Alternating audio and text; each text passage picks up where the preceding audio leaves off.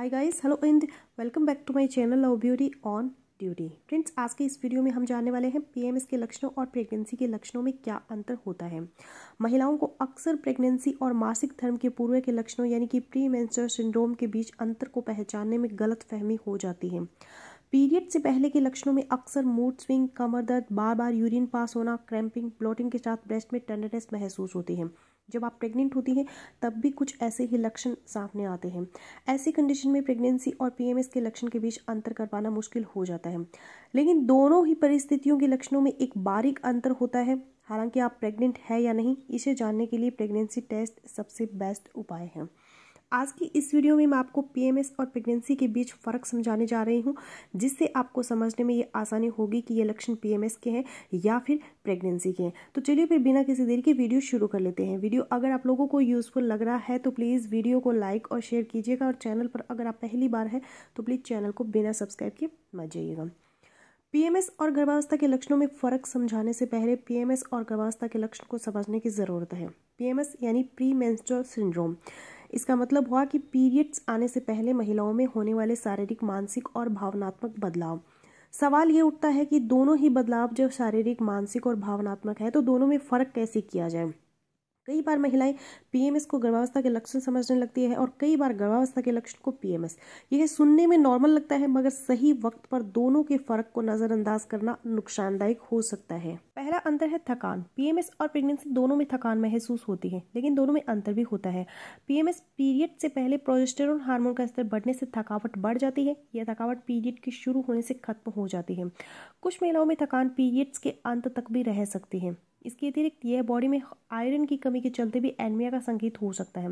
दूसरा अंतर है पीएमएस और प्रेगनेंसी में ब्लीडिंग का। पीएमएस और प्रेगनेंसी दोनों में ब्लीडिंग भी होती है, लेकिन दोनों में अंतर भी होता है। बात करें पीएमएस की तो मासिक धर्म के पूर्व के लक्षणों में स्पॉटिंग या ब्लीडिंग नहीं होती है। पीरियड्स शुरू होने पर ब्लीडिंग का फ्लो है वो बढ़ जाता है और 5 से 7 दिन तक रह सकता है। बात करें प्रेगनेंसी की तो कुछ मामलों में प्रेगनेंसी के शुरुआती लक्षणों में वजाना से हल्की ब्लीडिंग होती है। इसका रंग पिंक और डार्क ब्राउन हो सकता है। यह गर्भ धारण करने के 7 से 10 दिनों के बाद ही स्पॉटिंग होती है। इसमें आपको पैड्स इस्तेमाल करने की ज़रूरत नहीं होती है। यह कम से कम 1 दिन और ज़्यादा से ज़्यादा 2 दिन तक रह सकती है। इसकी अवधि पीरियड से कम होती है। तीसरा लक्षण है पीएमएस और प्रेगनेंसी में कब्ज का। कब्ज की समस्या भी पीएमएस और प्रेगनेंसी दोनों में होती है। महिलाओं में हार्मोनल बदलाव कब्ज होने का एक मुख्य कारण बनते हैं, और प्रेगनेंसी होने पर महिलाओं के भीतर हार्मोनल बदलाव होते हैं। इसीलिए प्री मेंस्ट्रुअल सिंड्रोम और गर्भावस्था होने पर अधिकतर महिलाओं को कब्ज की शिकायत होती है। प्रेग्नेंट महिलाओं को पहले 2 ट्राइमेस्टर यानी कि प्रेगनेंसी के 6 महीने तक कब्ज होने की संभावना होती है। वहीं पीएमएस होने पर पीरियड शुरू होते ही कब्ज की समस्या वो खुद ब खुद खत्म हो जाती है। अगला लक्षण है पीएमएस और प्रेगनेंसी में फूड क्रेविंग का एहसास होना। जिन महिलाओं को पीएमएस की समस्या होती है उनकी ईटिंग हैबिट बदल जाती है। ऐसे में चॉकलेट, कार्बोहाइड्रेट, शुगर, स्वीट्स या फिर सॉल्टी फूड के लिए क्रेविंग हो सकती है। प्रेगनेंसी के दौरान इस तरह की क्रेविंग हो ऐसा ज़रूरी नहीं है। प्रेगनेंसी के दौरान किसी खास फूड के लिए हाई क्रेविंग हो सकती है। प्रेगनेंसी के दौरान कुछ फूड को खाने का बिल्कुल भी मन नहीं करता है। वहीं कुछ स्मेल से या फिर टेस्ट से दिक्कत भी हो सकती है। ऐसा पूरी प्रेगनेंसी के दौरान एहसास होता है। अगला लक्षण है ब्रेस्ट पेन होना। पीएमएस या गर्भावस्था होने पर स्तनों में बदलाव है वो आसानी से महसूस किया जा सकता है। इस कंडीशन में महिला को ब्रेस्ट पेन, स्तनों में भारीपन, सूजन या संवेदनशीलता का एहसास होता है। हालांकि पीएमएस होने पर यह बदलाव पीरियड शुरू होने से ठीक पहले महसूस किया जाता है, जबकि एक गर्भवती स्त्री को यह बदलाव गर्भ धारण के 1 सप्ताह बाद महसूस होते हैं और बच्चे के जन्म तक बने रह सकते हैं। अगला बदलाव है मूड में बदलाव आना।